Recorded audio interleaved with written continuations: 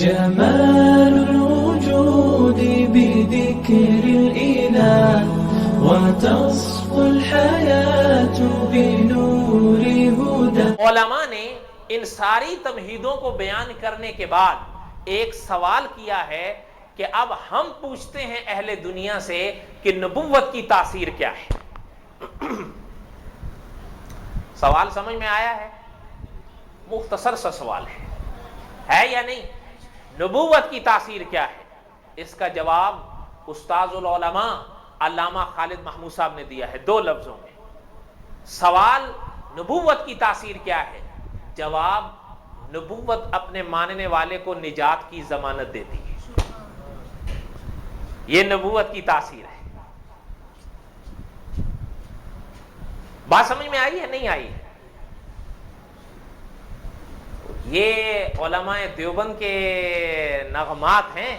اس لیے شاہ جی رحمت اللہ علیہ فرمایا کرتے تھے کہ ساز وجداں سے سنو یہ نغمہ عرفان و یقین. یہ وہ نغمے نہیں جو تم کو ربابوں میں ملے.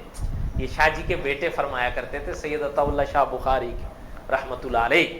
حضرت کی جو تقاریر ہوتی تھیں ان کے نیچے سر ورق کے طور پر لکھا ہوا ہوتا تھا ساز وجداں سے سنو نغمہ عرفان و یقین. وجدان کا ساز اندر سے نکلتا ہے. یہ باہر سے تم ترنگ سے نہیں آتا. یہ کہاں سے آتا ہے؟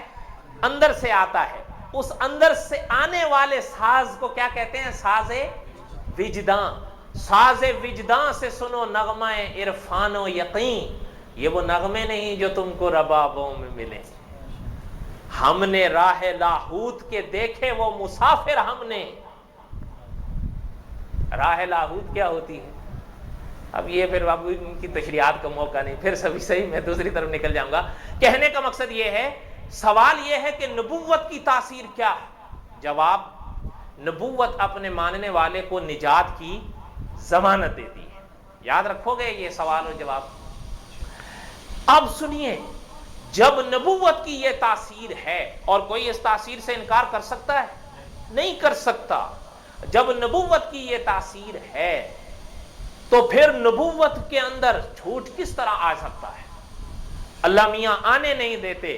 اس لیے کہ نبوت کی تو یہ تاثیر اللہ نے رکھی ہے کہ جو اس نبوت کو اپنائے گا نجات کی ضمانت یقیناً پائے گا. تو پھر جھوٹ کیسے آ سکتا ہے؟ آ سکتا ہے؟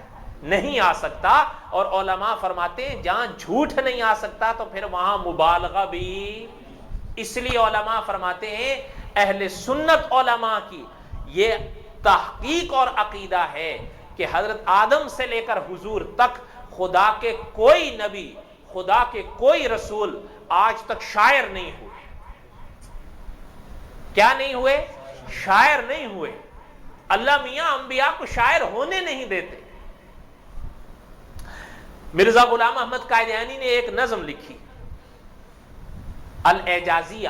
کیا کہتا ہے؟ یہ میرا معجزہ ہے، اس کا مقابلہ کرو. انبیاء سابقین کے گزشتہ سچے انبیاء کے معجزات ہوتے تھے یا نہیں؟ کوئی لوگ ان کا مقابلہ کر سکتے تھے؟ نہیں کر سکتے تھے. انبیاء کے معجزات کا کوئی شخص مقابلہ. آج بھی حضور کا زندہ جاوید معجزہ موجود ہے جس کو قرآن کہا جاتا ہے یا نہیں؟ اور آج بھی قرآن مقدس میں تینوں چیلنج موجود ہیں جو حضور کی حیات طیبہ میں اللہ نے فرمائے تھے. 14 صدیاں گزر گئی ہیں، آج تک ان چیلنج میں سے کوئی ایک چیلنج اٹھا ہے؟ اٹھے گا؟ نہیں اٹھے گا. یہ حضور کا معجزہ ہے. کیا ہے؟ وہ کہتا ہے یہ نظم جو ہے نا الاعجازیہ، یہ قصیدہ یہ میرا معجزہ ہے. کیا ہے؟ اس کا مقابلہ کرو.